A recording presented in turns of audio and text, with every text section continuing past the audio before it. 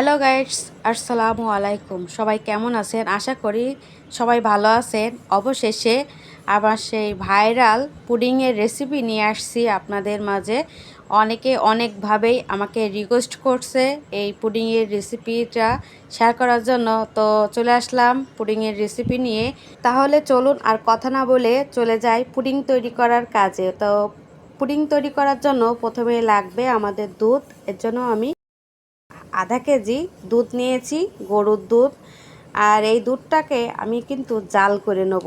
অনেকে আছে যে দুধ কাঁচা অবস্থায় পুডিং তৈরি করে, এমনটা করলে কিন্তু পুডিংটা ভালোভাবে বসবে না বা খেতেও ভালো লাগবে না। যদি আপনি দুধটাকে একটু জাল করে ঘন করে নিতে পারেন তাহলে কিন্তু স্বাদটা অনেকটাই ভালো আসে আর পুডিংটাও ভালোভাবে বসে। তো আমি এটাকে জাল করে নিয়েছি, জাল করে নামিয়ে রাখছি ঠান্ডা করার জন্য। এবার একটি প্যানে চিনি দিয়ে দিছি 3-4 চামচ। এই চিনিটাকে ক্যারামেল তৈরি করে নেব।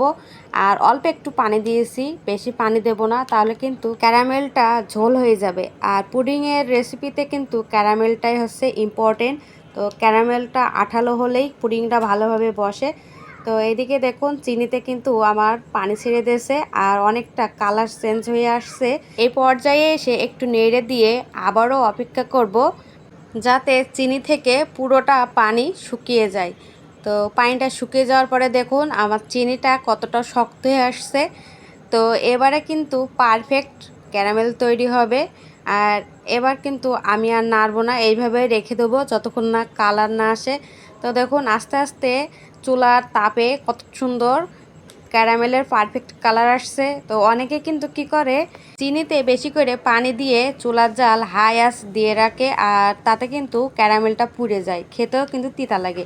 তো আমার দেখুন একদম পারফেক্ট ক্যারামেল তৈরি হয়ে গেছে। এবার আমি নামিয়ে নেব। আর কালারটা দেখুন কত সুন্দর ব্রাউন কালার হয়ে আসছে। এই কালারটা কিন্তু আসল পারফেক্ট ক্যারামেলের কালার।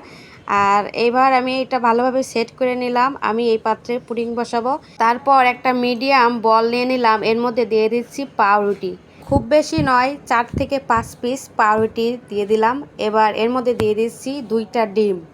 তারপরে আমি যে দুধটা জাল করে রেখেছিলাম ওটা ঠান্ডা করে দিয়ে দিলাম। এবার দিয়ে দিচ্ছি এসেন্স, এটা হচ্ছে অরেঞ্জ ফ্লেভার এসেন্স, এটা 2 চামচ দিলাম।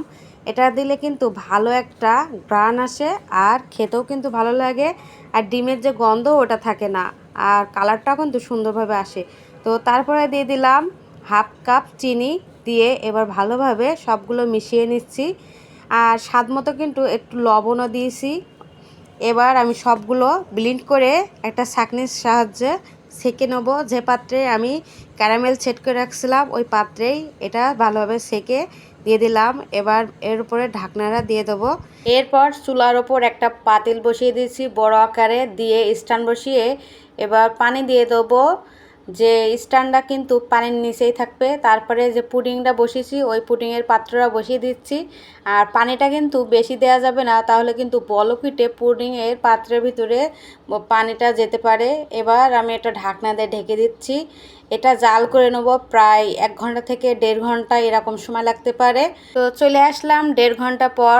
দেখুন কত সুন্দর পারফেক্ট পুডিং তৈরি প্রায় হয়ে গেছে। এবার আমি ঢেকে রেখে দেবো ঠান্ডা হওয়ার জন্য। ঠান্ডা করে নিয়ে অবশ্যই কিন্তু 3 থেকে 4 ঘন্টার জন্য নর্মাল ফ্রিজে রেখে দিতে হবে, তাহলে ভালোভাবে পুডিংটা সেট হয়ে আসবে। তো আমিও প্রায় 3 থেকে 4 ঘন্টা ফ্রিজে রেখেছিলাম, এজন্য কিন্তু আমার পুডিংটা একদমই পারফেক্ট ভালোভাবে বসছে আর একটুও ভাঙেনি বা পানিও বের হয়নি। তো দেখুন কত সুন্দর পুডিংটা ভালোভাবে বসেছে। তো অনেক আপুরাই কিন্তু আমার এই রেসিপিটা অনেকভাবে পছন্দ করছে, তারা এর রিভিউ চাইছে পুরো রেসিপির। তো সেই সকল আপুদেরকে আমি আমার এই রেসিপিটা শেয়ার করলাম। যদি আপনারা আমার এই রেসিপিটা পছন্দ করেন তাহলে কিন্তু স্টেপ বাই স্টেপ এভাবে ফলো করে আপনারা বাসায় তৈরি করবেন এই রেসিপিটা, তাহলে কিন্তু এমনই ভালোভাবে জমাট হবে পুডিংয়ের। আর বেশি আকারে পানিও বের হবে না বা বসবে না, এমন কোনো কারণ হবে না। একদমই পারফেক্টভাবেই বাসায় তৈরি করতে পারবেন। দেখুন কত সুন্দর ভালোভাবে বসে গেছে আর খেতেও কিন্তু অসাধারণ হয়েছিল। তো যারা পুডিং ভালোবাসেন তারা আমার এই রেসিপিটা ফলো করে বাসায় একবার হলেও তৈরি করে খাবেন। এবার বলুন পুডিংয়ের রেসিপিটা আপনার কাছে কেমন লেগেছে। যদি ভালো লাগে অবশ্যই কিন্তু কমেন্টে জানাবেন। আপনাদের রিভিউ কিন্তু আমাদেরকে নতুন কন্টেন্ট তৈরি করার উৎসাহ বাড়িয়ে দেয়, আগ্রহ তৈরি করে দেয়। তো আজকের মতো বিদায় নিচ্ছি, আবারও নেক্সট ভিডিও নিয়ে দেখা হবে। সেই পর্যন্ত সবাই ভালো থাকবেন। আল্লাহ হাফেজ।